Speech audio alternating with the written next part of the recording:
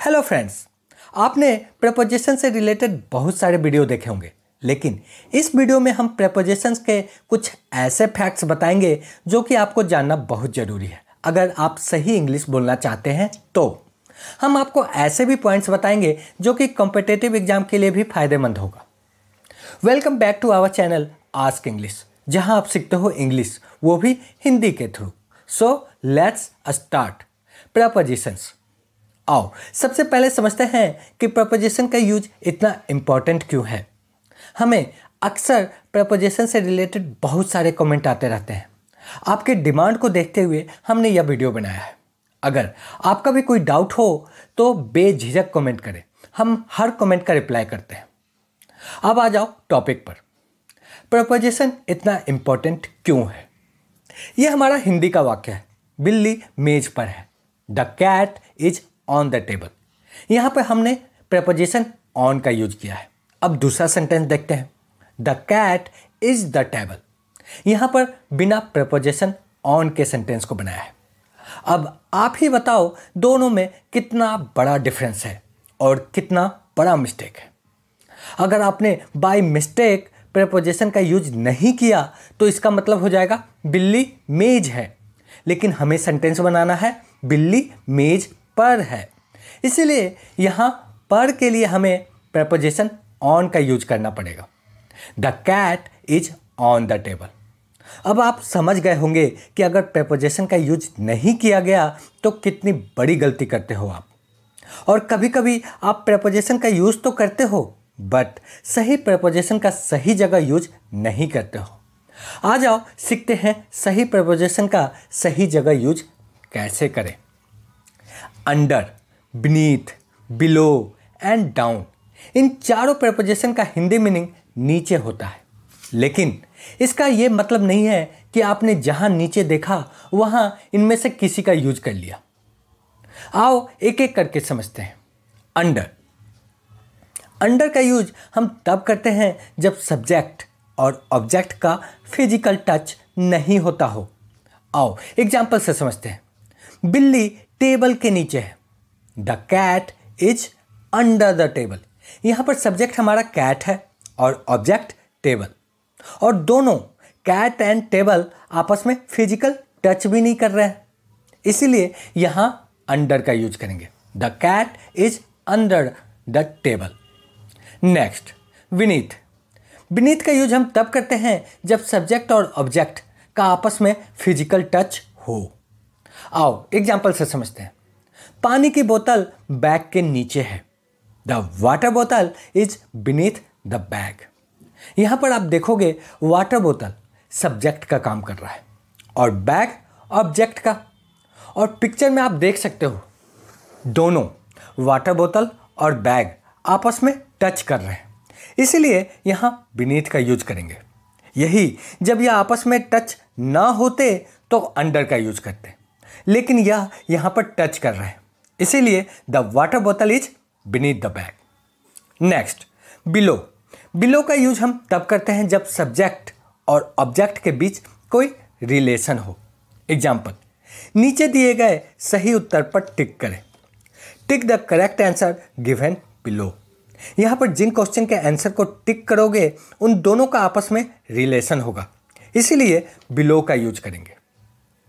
Next, down. Down इसका Hindi meaning नीचे ही होता है, बट इसका यूज अक्सर मूवमेंट की क्रियाओं के साथ किया जाता है। एग्जाम्पल, वह पेड़ से नीचे गिर गया। He fell down from the tree. यहां पर मूवमेंट है, इसीलिए डाउन का यूज करेंगे। आई होप नीचे से रिलेटेड इन प्रपोजिशन का कंफ्यूजन खत्म हो गया होगा आपका। अगर दोस्तों वीडियो अच्छा लग रहा हो तो एक लाइक तो जरूर कर देना और अपने दोस्तों के बीच भी शेयर करें, जिससे उनके भी डाउट क्लियर हो सके। अब आ जाओ देखते हैं अगला प्रपोजिशन, अबव एंड ओवर। इन दोनों का मीनिंग ऊपर होता है, लेकिन इनका यूज अलग अलग जगह पर करते हैं।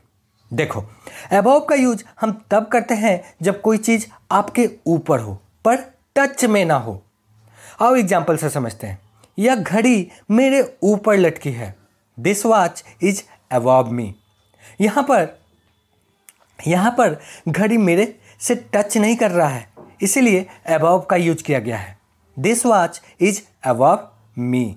लेकिन ओवर का यूज हम तब करते हैं जब कोई चीज़ आपके ऊपर तो हो पर टच भी हो। एग्जाम्पल, मैंने कुत्ते के ऊपर कंबल डाल दिया। I put a blanket over the dog. यहाँ पर कंबल कुत्ते से टच हो रहा है, इसीलिए ओवर का यूज करेंगे। I put a blanket over the dog. इसे समझने का एक और कॉन्सेप्ट है।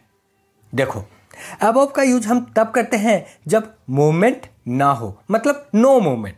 एग्जाम्पल, मेरा अपार्टमेंट रेस्टोरेंट के ऊपर है। My apartment is above the restaurant. यहाँ पर कोई मूवमेंट नहीं है, इसीलिए अबव का यूज करेंगे। वहीं ओवर का यूज हम तब करते हैं जब मूवमेंट हो। एग्जाम्पल, कार पुल के ऊपर से गुजरा। The car drop over the bridge. यहाँ पर मूवमेंट है, इसीलिए ओवर का यूज किया गया है। आई होप ये कॉन्सेप्ट भी आपको क्लियर हो गया होगा। हम आपको ऐसे ट्रिक बताने की कोशिश कर रहे हैं जिससे कि आपको वो लाइफ टाइम याद रहे। और तो और कॉम्पिटिटिव एग्जाम के क्वेश्चन आप एग्जामिनेशन हॉल में जल्द से जल्द पूरा कर सको, मतलब विद इन 5 सेकेंड में। कॉम्पिटिटिव एग्जाम में पूछे गए प्रीवियस ईयर के क्वेश्चन से रिलेटेड वीडियो मैंने ऑलरेडी अपलोड कर दिया है, एक बार देखना जरूर, लिंक डिस्क्रिप्शन में मिल जाएगा।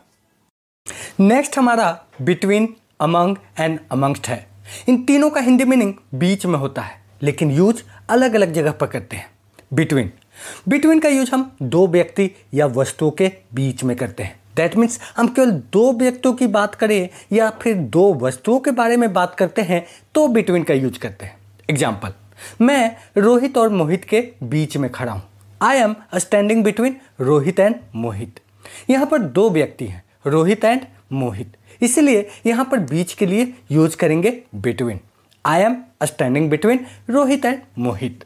जबकि अमोंग का यूज हम दो से ज़्यादा व्यक्ति या वस्तुओं के लिए करते हैं, लेकिन जब नंबर आपको पता हो तब। दैट मीन्स उनकी संख्या मालूम हो कि वो 3 है या 10 है या 50 है।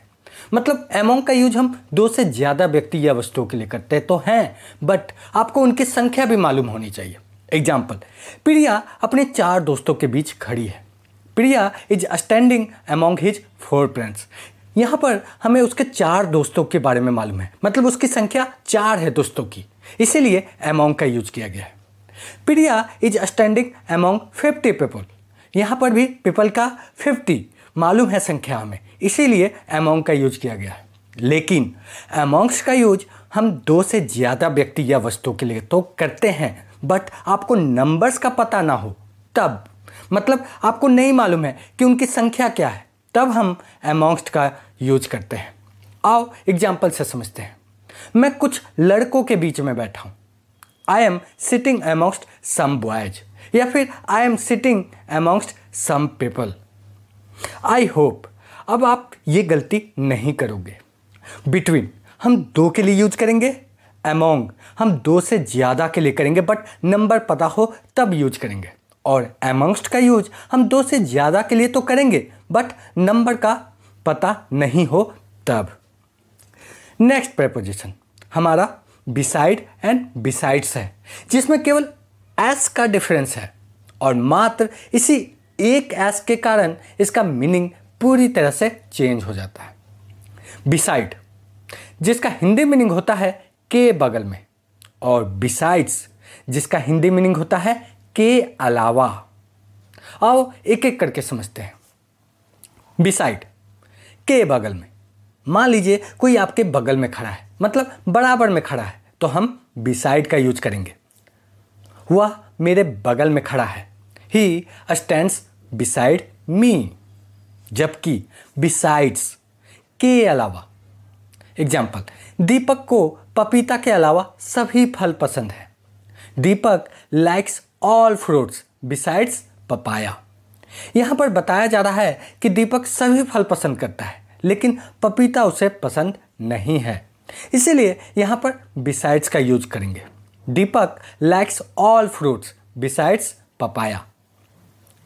Next, toward and towards. इन दोनों में भी एस का डिफरेंस है, बट इनके मीनिंग में कोई चेंजिंग नहीं होता है। दोनों का मतलब की और होता है। दोनों में मात्र एक डिफरेंस है। टूवर्ड हमारा अमेरिकन इंग्लिश है और टूवर्ड्स हमारा ब्रिटिश इंग्लिश है। बस यही डिफरेंस है। बाकी दोनों का हिंदी मीनिंग की और ही होता है, डायरेक्शन शो करने के लिए होता है। एग्जाम्पल, वह पार की ओर चली गई। इसके लिए आप सी वॉक्ड टूवर्ड द पार्क्स भी बोल सकते हो और सी वॉक्ड टूवर्ड्स द पार्क भी बोल सकते हो। दोनों सही है। एक ब्रिटिश है तो एक अमेरिकन इंग्लिश है। अब आ जाओ देखते हैं प्रीपोजिशन ऑफ का यूज, जिसके यूज में हम हमेशा कंफ्यूज हो जाते हैं। फर्स्ट यूज, संबंध दर्शाने के लिए, का, के, की। ऑफ का यूज हम संबंध दर्शाने के लिए करते हैं। एग्जाम्पल, श्याम मेरे घर का सदस्य है। Shyam is a member of my home.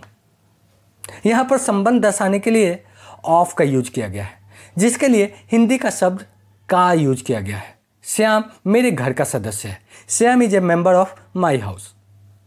Second use, के कारण। एग्जाम्पल, वह कैंसर के कारण मरा। He died of cancer. Of का यूज के कारण के सेंस में भी करते हैं। वह कैंसर से मरा या फिर किस कारण मरा, कैंसर के कारण मरा, इसीलिए ऑफ का यूज करेंगे। थर्ड यूज, जब हम मात्रा या माप तौल करते हैं तब भी ऑफ का यूज करते हैं। एग्जाम्पल, मुझे 1 किलो चावल चाहिए। I want a kilo of rice. यहाँ पर वजन की बात हो रही है, माप तौल की बात हो रही है, इसीलिए ऑफ का यूज किया गया है। एक और एग्जाम्पल देखो, मुझे 1 गिलास पानी चाहिए। आई वांट अ गिलास ऑफ वाटर। देखा आपने, ऑफ का यूज मात्रा या माप तौल के लिए भी करते हैं। फोर्थ यूज, तारीख या डेट बताने के लिए। जब हम डेट या तारीख बताना हो तो भी ऑफ का यूज किया जाता है। जैसे आज 6 जून की तारीख है। It is 6th of June today. यहाँ पर भी ऑफ का यूज किया जाएगा। जब भी डेट बताना हो तो ऑफ का यूज करते हैं। ये था हमारा ऑफ का यूज। अब आ जाओ देखते हैं OFF ऑफ का यूज। OFF ऑफ का यूज हम तब करते हैं जब कोई चीज़ किसी दूसरे चीज़ से अलग हो रही हो। वहाँ फ्रॉम का यूज नहीं कर सकते हैं। एग्जाम्पल, बिल्ली टेबल से कूदी। The cat jumped off the table. यहाँ पर आप the cat jumped from the table नहीं बोल सकते हो। अक्सर हम यही बोलते हैं, लेकिन यह गलत है। यहाँ पर आप देखोगे बिल्ली टेबल से कूद रही है, मतलब दोनों एक दूसरे से अलग हो रहे हैं, इसीलिए ऑफ का यूज करेंगे। यहाँ पर फ्रॉम लगाना गलत होगा, क्योंकि एक चीज़ दूसरे चीज़ से अलग हो रही है, मतलब सेपरेट हो रहा है। ये थे हमारे कुछ ऐसे प्रीपोजिशन जो कि अक्सर हमें कंफ्यूज करते हैं। आई होप ये सारे प्रीपोजिशन आपको क्लियर हो गए होंगे। अगर फिर भी प्रॉब्लम हो तो वीडियो दोबारा देखो, 100% समझ में आएगा, या फिर हमें कमेंट करें, हम आपके हर कमेंट का रिप्लाई करते हैं। And at last, don't forget like, share and subscribe. Thanks for watching ask English.